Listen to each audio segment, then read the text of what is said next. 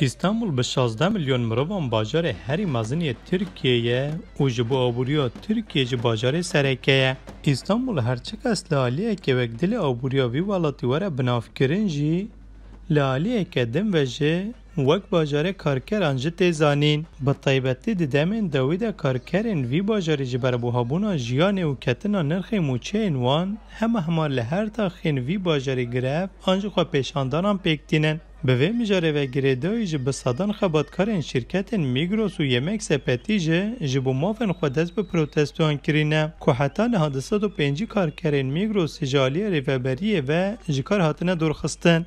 مرد دیجین asgari ücret, evcid yani işi emdikin asgari ücret nile, işi emdikin havale emdikin iş ücret aman zev düşke, ev düşükli emtira meleke çünkü eva hakkı vi işi nile, em devecin bir em gerçek hakkı kovazın, hakimetçi ve emvidi kazın. Patron sadece devecek ki dekevin her, merhaba başka için netini bağmaya neti, sadece devecin dekevin vederi her, eğer em dekevin yebinin dikenine vederi, em dekevin yedi dikenine vederi, çünkü emci vederi bernadın. Selahattin Orcan ji karker şirketa yemek sepetiye u ew dibêje ku rîska qeziyan dikare wan de pirzêde û ew diyar dike ku lê li beramberî vê ekê jî karker tenê 4205 lirayê Tirkî distînin. Şimdi yemek sepetinden bizim امجه yemek sepeti 5500 dereyên Tirkî û mafên xwe yên din dixwazin.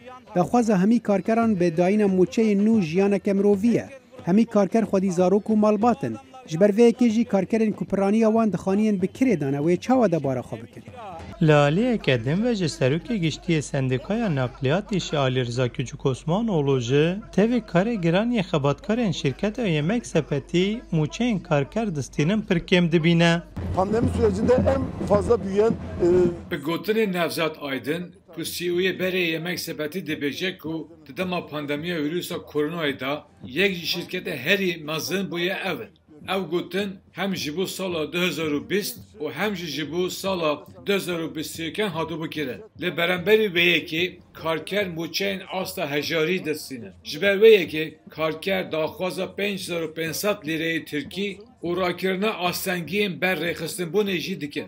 kalksın. Hêjayî gotin ne ku bi hatina salan û bi zaman û bihabûna jiyanê û bi vê yekê vegirêdayî ji ber bilindbûna enflasyonê ku li gor pêzanînên saziya îstatîstîkîya Tirkiye enflasyona herî bilind ya 20 salên borî ye li gelek taxên İstanbulê xwe pêşandan û grevên karkeran belav dibin û karker wek daxwaza sereke dixwazin mûçeyên wan werin bilindkirin. Min botanî Tenge Amerika, İstanbul.